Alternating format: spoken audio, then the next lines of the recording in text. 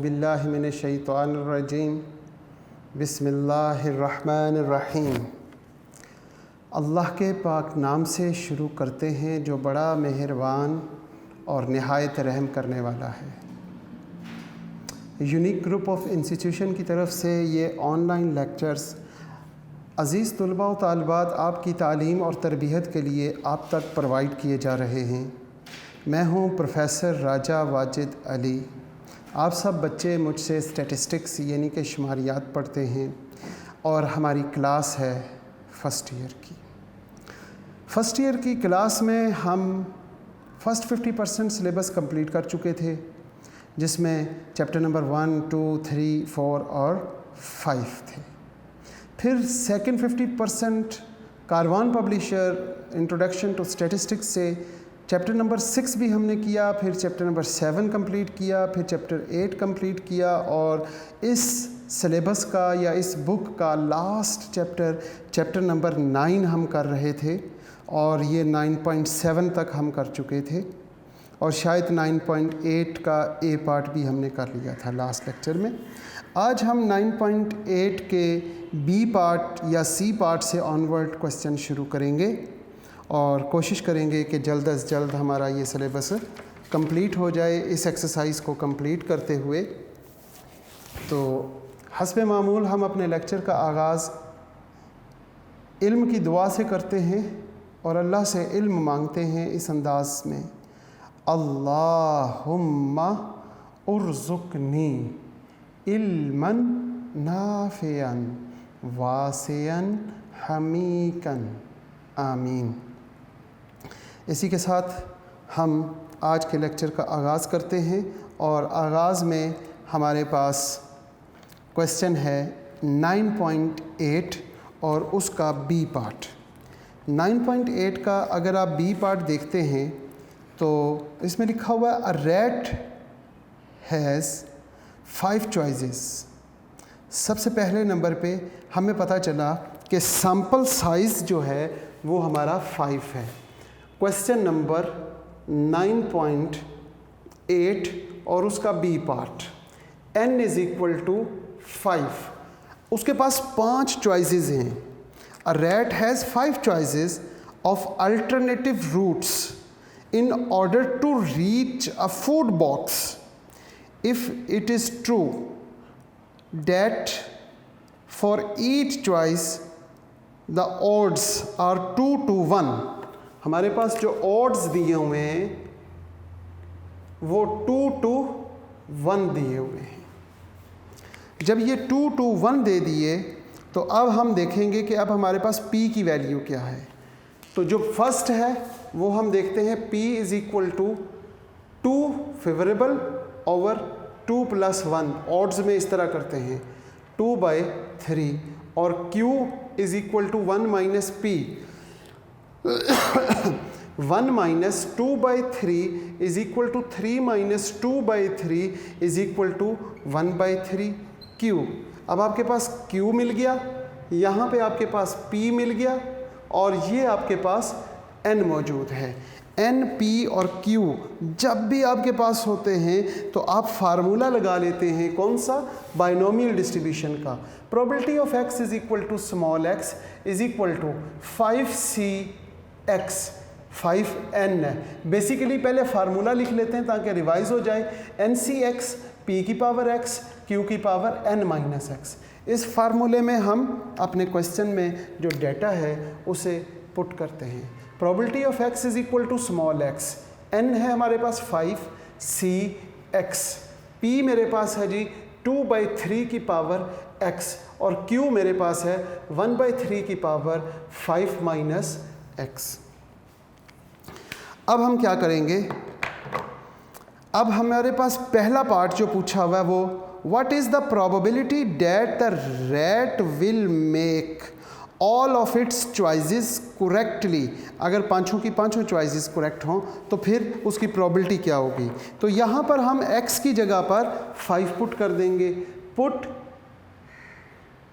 x = 5 क्योंकि उसने कहा ऑल चॉइसेस आर करेक्ट, तो हम यहाँ पर वैल्यू पुट करते हैं x = 5 यहाँ लिखेंगे 5c5, 2/3 की पावर 5 और 1/3 की पावर 5 माइनस 5। 5c5 आंसर 1 आ जाएगा। 2 की पावर 5 आई थिंक 32 होता है, और 3 की पावर 5 लेते हैं तो 243 हो जाएगा। 243 और 1/3 की पावर 0 वो भी 1, लिहाजा 32/243 ये आपका फर्स्ट पार्ट का आंसर है। सेकंड पार्ट में उसने क्या पूछा, none of its choice correctly, मतलब कोई भी नहीं। तो उसमें हम क्या पुट करेंगे सेकंड पार्ट में, ये हमारा फर्स्ट पार्ट था। अब हम सेकंड पार्ट में उसने कहा नन, कोई भी नहीं, तो सेकंड पार्ट में हम पुट कर देंगे x की वैल्यू 0। यहाँ पर 0 पुट करें जनाब, probability of x is equal to 0। अब हम यहाँ पे लिखेंगे 5c0, यहाँ लिखेंगे 2/3 की पावर 0 और यहाँ पे लिखेंगे 1/3 की पावर 5 माइनस 0। इसका आंसर तो 1 आ गया। 2/3 की पावर 0, इसका भी आंसर 1 आ गया। 1 की पावर 5 1 और 243, ये इसको जब आप मल्टीप्लाई करेंगे 1/243, ये आपका आंसर है। इसके बाद इसका तीसरा पार्ट पूछा हुआ है, at least one of its choice correctly. At least का मतलब है कम अज़ कम एक, कम अज़ कम एक, या फिर दोबारा से देखते हैं, एटलीस्ट वन। एटलीस्ट वन का मतलब क्या है, कम अज़ कम एक या एक से ज़्यादा, यानी 2 3 4 5 सारे भी हो सकते हैं। तो 0 और 1 हम मालूम करेंगे। एटलीस्ट वन मतलब एक और एक से कम। अभी हम देखते हैं, हमारे पास जो फार्मूला है इसके अंदर तीसरा पार्ट करने जा रहे हैं। तीसरे पार्ट में उसने पूछा प्रोबेबिलिटी बताएं जी एट लीस्ट। प्रोबेबिलिटी किसकी बतानी है, at least one. At least one का मतलब होता है कम अज़ कम एक, या फिर एटलीस्ट कम अज़ कम एक, एक से कम नहीं, एक और एक से ज़्यादा। तो x is greater than equal to 1। दोबारा से देखें क्वेश्चन के लिए, सॉरी, एटलीस्ट, हाँ जी ठीक है, एटलीस्ट वन, एटलीस्ट वन। तो ग्रेटर देन इक्वल टू 1 में हम क्या मालूम करेंगे, probability of x is equal to 1 plus probability of x is equal to 2 plus probability x is equal to 3, या फिर plus probability x is equal to 4, फिर plus probability x is equal to 5। ज़्यादा से ज़्यादा x की values हमारे पास 0 1 2 3 4 और 5 तक है। एटलीस्ट 1 का मतलब है 1 और 1 से आगे सारी। अब हम तो इतनी ज़्यादा वैल्यूज़ को कैलकुलेट करेंगे, 1 2 3 4 5, या फिर इसका एक और तरीका है, इसका एक और मेथड है, उसमें हमारी कैलकुलेशन कम हो जाएगी। x is greater than equal to 1 को हम लिखते हैं 1 minus probability of x is less than 1। अब लेस देन 1 कौन है, हमारे पास ऑप्शंस 0 1 2 3 4 5 है। एक है greater than equal to 5, greater than equal to 1, यानी 1 से लेके 5 तक, और एक है लेस देन 1 मतलब सिर्फ 0। इसमें हमारे पास सिर्फ एक ही कैलकुलेशन मालूम करनी पड़ेगी, और वो क्या होगी, minus probability of x is equal to 0। अब हम यहाँ पे लिखते हैं 1 minus probability of x is equal to 0, इसमें 0 पुट कर दें। 5c0 2/3 की पावर 0 और 1/3 की पावर 5 माइनस 0। अब यहाँ पे लिखते हैं 1 माइनस 5c0, आंसर 1 आ गया। 2/3 की पावर 0, आंसर 1 आ गया। 1/243 आंसर है जी। 1 माइनस 1/243। अब इसका एलसीएम लेंगे, 243 माइनस 1/243, और फाइनली आंसर 242/243, ये आपका आंसर है। 242/243. So simple question. The last, second last part, I think last part. At least 2 of its choice correctly. At least 2. अब इसी क्वेश्चन को हम ज़रा चेंज करते हैं, यहाँ पे लिखते हैं at least 2, ये मालूम करना है जी लास्ट पार्ट में। तो at least 2 का मतलब है, यहाँ पे हम 2 लिख देते हैं। अब 2 का मतलब है 2 और 2 से ज़्यादा, और यहाँ पर हम एटलीस्ट 2 का मतलब है ग्रेटर देन इक्वल टू 2, यहाँ पे लिखेंगे लेस देन 2। लेस देन 2 में कौन शामिल है जनाब? 0 और 1, इसके साथ प्लस कर देंगे, probability of x is equal to 0 तो ऑलरेडी है, और 1 और इसको ब्रैकेट में लिखेंगे।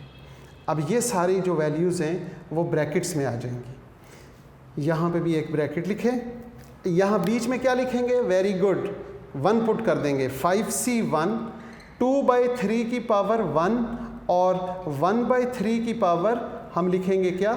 5 - 1 जी, 5c1 आंसर आ गया 5, 2/3 की पावर 1 2/3 लिख लेते हैं, और 1/3 3 की पावर 81 होगा जी, 3 की पावर 4 तो 81।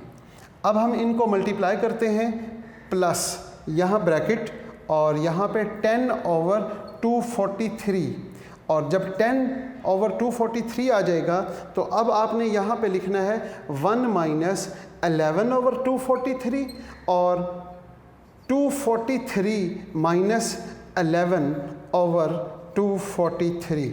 तो फाइनली आपके पास आंसर क्या आएगा? 232/243। आई थिंक यही क्वेश्चन का आंसर होगा, 232/243। अब हमारे पास आ जाता है जनाब क्वेश्चन नंबर 9.8 और उसका C part. A random variable, इंतहाई अहम सवाल। A random variable x is believed to follow the binomial distribution with variable x. The first parameter is 5 और सेकंड पैरामीटर p, और आगे 2 कंडीशंस दी हुई हैं, एक ही कंडीशन दी हुई है, उससे हम p की वैल्यू मालूम करेंगे और probability of x is equal to 3 मालूम करना है। इंतहाई अहम सवाल है, ज़रा ध्यान से कोशिश कीजिएगा कि आप बच्चे इस क्वेश्चन को अच्छे तरीके से समझ भी लें और सीख लें। क्वेश्चन नंबर है जी 9.8 और 8 का सी पार्ट। ज़रा गौर से पढ़ें कि क्वेश्चन में क्या चीज़ गिवन है ताकि आपको आसानी से समझ आ सके। सॉल्यूशन हमेशा उस बच्चे को समझ आएगा जो क्वेश्चन को अच्छे तरीके से समझेगा।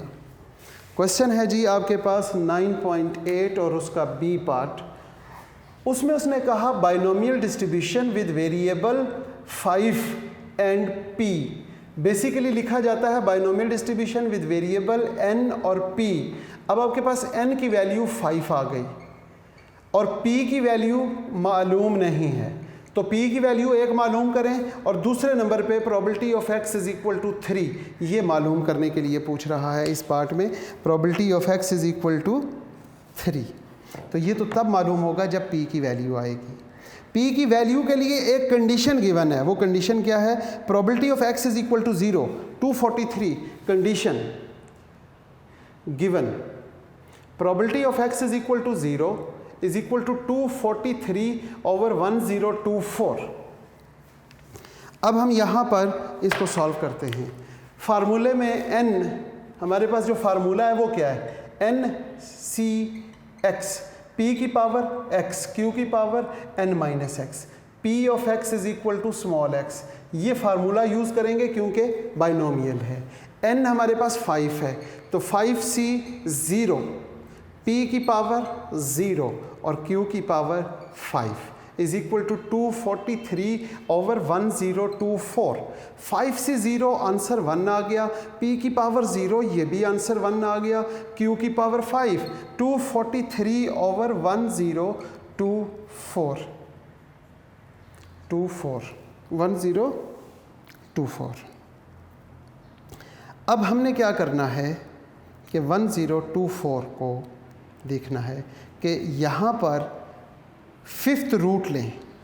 Taking 5th root, basically q की power 5 is equal to 243/1024। Taking 5th root on both side, q की power 5 raise to power 1/5 is equal to 243/1024 raise to power 1/5। ये 5 से कैंसिल हो गया और Q की कीमत हमारे पास क्या आई? Q की कीमत हमारे पास आ जाएगी 3/4।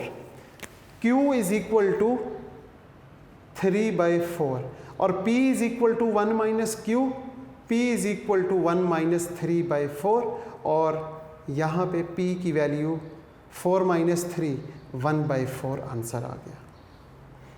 ये हमारे पास n गिवन हो गया, Q और P मिल गया। फार्मूले में वैल्यूज पुट कर दें। Probability of x is equal to small x is equal to NCx P की पावर x और Q की power n minus x। n की वैल्यू है 5, Cx P की वैल्यू है 1/4 रेज टू पावर x और Q की वैल्यू है हमारे पास 3/4। 3/4 raise to power 5 minus x, ये फार्मूला बन गया। अब हमने मालूम करना है probability of x is equal to 3। इस फार्मूले में 3 पुट करेंगे। जनाब 3 कैसे पुट करेंगे? हम लिखेंगे probability of x is equal to 3।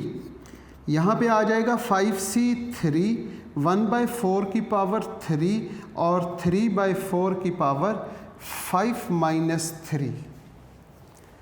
जैसे ही ये क्वेश्चन सॉल्व करेंगे तो हमारे पास आंसर आएगा 90 ओवर, इसको कैलकुलेटर से आप खुद सॉल्व करें, डू योर सेल्फ, कैलकुलेशन खुद करेंगे, आंसर को टैली करेंगे, 90 ओवर 243, ये आपके पास आंसर आना चाहिए। अगर आपके पास ये आंसर आ गया है, सॉरी 243 गलत लिख दिया है हमने, यहाँ पे हमारे पास आंसर वही है 1024, ये आंसर आएगा। ये था क्वेश्चन नंबर 8 का सी पार्ट।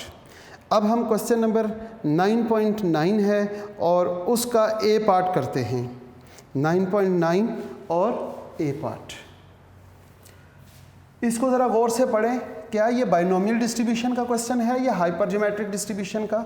इस चीज़ को आपने देखना है। और फिर 9.9 का ए पार्ट,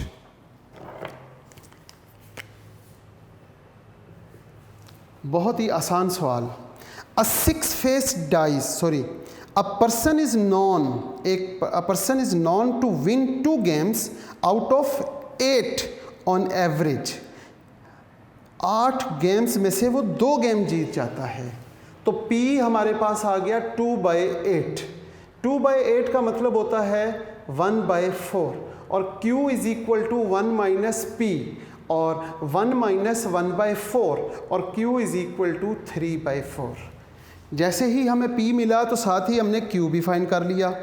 इसके बाद क्वेश्चन में ये कहा गया है find the probability that out of 5 games he will win. सबसे पहले हमारे पास n इज इक्वल टू 5 मिल गया।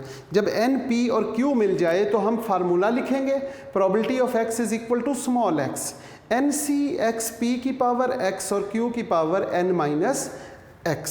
इस फार्मूले में वैल्यूज पुट करेंगे। Probability of x is equal to small x is equal to 5cx 1/4 की पावर x और 3/4 की पावर 5 माइनस x। अब हम फर्स्ट पार्ट की बात पूछते हैं कि फर्स्ट पार्ट में उसने क्या पूछा हुआ है। फर्स्ट पार्ट में पूछा हुआ है फर्स्ट 3 गेम्स विन। अब उसने कहा पहली 3 गेम्स विन करें। पहली 3 गेम्स कैसे विन होगी? ये क्वेश्चन थोड़ा सा डिफरेंट है बाकी तमाम चैप्टर से। यहाँ पे कहता है फर्स्ट 3 गेम्स विन। तो इसमें हम क्या लिखेंगे? उसने कितनी गेम्स खेली थी? 5। पहली गेम विन मतलब P, दूसरी गेम विन और तीसरी game win. Probability of success 3 गेमें विन हो गई और 2 गेम्स जो हैं वो हार जाएगा और प्रोबेबिलिटी ऑफ जो है लूजिंग इट इज़ Q। अब हम यहाँ पर क्या लिखेंगे? 1/4, हमारे पास P की वैल्यू है 1/4 इंटू 1/4 इंटू 1/4 इंटू 3/4 इंटू 3/4। ऊपर तो आ गया 3 3s are 9 और नीचे 4 4s are 16, फिर ये 4 4s are 16, फिर उसके बाद 16 इंटू 16 इंटू 4, तो वो आंसर हमारे पास वही आ जाएगा 1024। ये आंसर है जी फर्स्ट पार्ट का। लेकिन सेकंड पार्ट में उसने क्या पूछा हुआ है? सेकंड पार्ट में उसने पूछा है आपसे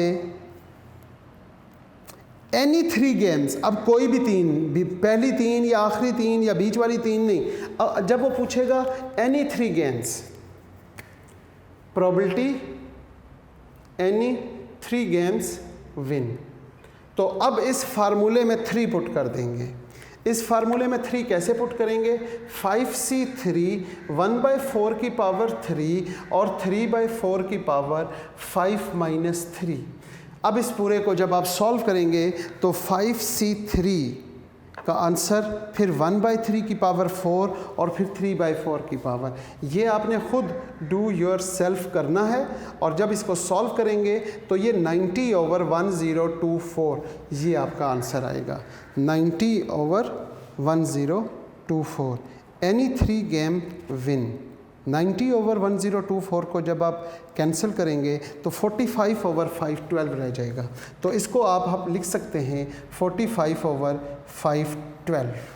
ये भी आंसर लिखा जा सकता है। ये था क्वेश्चन नंबर 9 और उसका B part.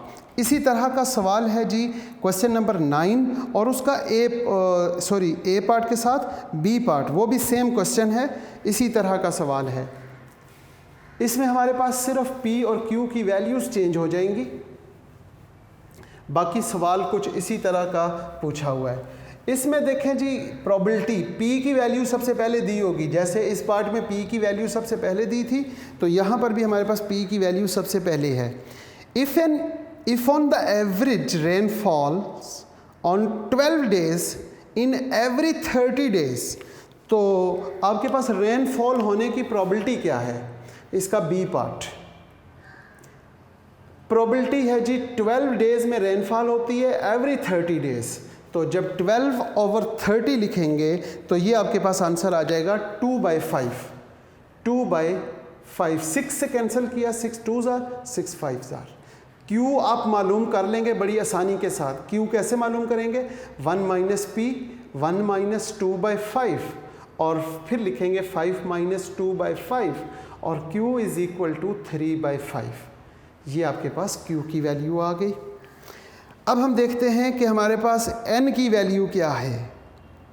Find the probability that the first 3 days of the given week.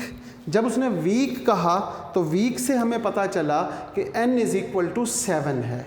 जब N 7 हो गया तो फार्मूले में वैल्यूज़ ना पुट कर लें। Probability of X = small x, NCX P की पावर x, Q की पावर N - x। इसमें वैल्यूज़ पुट करते हैं। N हमारे पास 7 है, लिहाजा हम लिखेंगे probability of X = small x 7CX P। P की वैल्यू क्या है मेरे पास? 2/5 की पावर x और यहाँ पे 3/5 की पावर 7 - x। फर्स्ट पार्ट में उसने क्या पूछा? Very good. फर्स्ट पार्ट में उसने पूछा the first 3 days given week will be fine. पहले जो 3 दिन हैं वो फाइन है। तो जब पहले 3 दिन फाइन है तो फाइन रहने की प्रोबेबिलिटी कौन सी है? ये FINE और ये रेनफॉल है। तो सवाल में उसने कहा प्रोबेबिलिटी बताएं। फर्स्ट पार्ट प्रोबेबिलिटी बताएं first 3 days will be fine. तो फाइन में हमारे पास Q है, तो पहले 3 दिन तो फाइन रहा और फिर नेक्स्ट 1 2 3 एंड 4 5 6 7 डेज पूरे हो जाते हैं। Q की पावर 3 और P की पावर 4। Q की कीमत मेरे पास है 3/5 रेज़ टू पावर 3 और P की वैल्यू है 2/5 रेज़ टू पावर 4। जब आप इसे सॉल्व करते हैं तो आपके पास आंसर आ जाएगा 0.005। इसको सॉल्व करते हैं तो 0.0055 ये आंसर आता है। आपने स्क्वायर और क्यूब आपने खुद ले लेने हैं। नेक्स्ट पार्ट में कहता है rain fall on just 3 days। अब उसने सेकंड पार्ट में क्या पूछा? रेनफॉल की। तो वो P हमारे पास P रेनफॉल ही है। Probability just 3 days rainfall. तो फार्मूले में हम वैल्यूज़ पुट करेंगे और 3 पुट कर देंगे। 7c3p 2/5 की पावर 3 और 3/5 की पावर 7-3। जब आप इसको सॉल्व करेंगे with the help of calculator तो आपके पास क्वेश्चन का आंसर आएगा 0.2903। 0.2903 ये जवाब आपके पास टैली करेंगे। ये हमारा था क्वेश्चन नंबर 10 का 9 का ए और बी पार्ट। आज के लेक्चर में हमने इसे कंप्लीट किया है। आगे अब चैप्टर 9 है और इसका 10th क्वेश्चन है जिसके 3 पार्ट हैं। आपने कोशिश करनी है कि नेक्स्ट लेक्चर में ये तीनों सवाल आप कंप्लीट करके तो फिर मेरा लेक्चर लें ताकि आपको ये सेटिस्फाइड हो कि अब आपको कुछ चीज़ों की समझ आ रही है। A 6-face dice is so biased, हमारे पास 6 बेस डाइज है जो कि बाइज्ड है, that it is twice as likely to show an even number। हाँ जी, यहाँ पर इवन नंबर को वो ट्वाइस डबल दिखा रही है। जब वो आपको डबल दिखाएगी तो P जो है वो इवन नंबर की वो आपके पास डबल 2 मरतबा दिखा रही है। तो इसमें हम देखेंगे कि आपके पास P की वैल्यू क्या आएगी as compare to even number, odd number. फिर हमारे पास जब n if it is thrown 5 times, अब हमारे पास 5 टाइम्स इसको थ्रो करते हैं तो find the probability show that no even number all even number. इसमें हमने n को तलाश करना है, p और q तलाश करना है। n तो इजीली मिल गया, p और q आपने ख़ुद तलाश करना है। फिर इसी तरह क्वेश्चन नंबर 10 है, उसका b पार्ट है, उसमें आपने बहुत आसान सवाल है, उसमें सारी चीज़ें आपको मिल जाएंगी, इसके c पार्ट में भी मिल जाएंगी। और इन तमाम क्वेश्चंस को आप अगले लेक्चर तक कंप्लीट कीजिएगा। आज के लेक्चर को हम यहीं पे इख्तिताम करते हैं इस उम्मीद के साथ कि अज़ीज़ तलबा व तालबात आप जहाँ रहें खुश रहें, सलामत रहें, ईमान वाली और सेहत वाली ज़िंदगी अल्लाह पाक आपको अता करे। वालिदैन और उस्ताद कराम की इताअत और फरमाबरदारी की तौफ़ीक़ अता फ़रमाए। इसके साथ साथ ए हमारे रब, जब हमारा आखिरी लम्हा हो इस दुनिया में तो हमारी ज़ुबानों पे कलमा तैयब जारी फरमा दीजिएगा, ला इलाहा इल्लल्लाह मुहम्मदुर रसूलुल्लाह, ताकि हमारा ख़ात्मा बिल ईमान हो सके। आमीन। अल्लाह हाफ़िज़।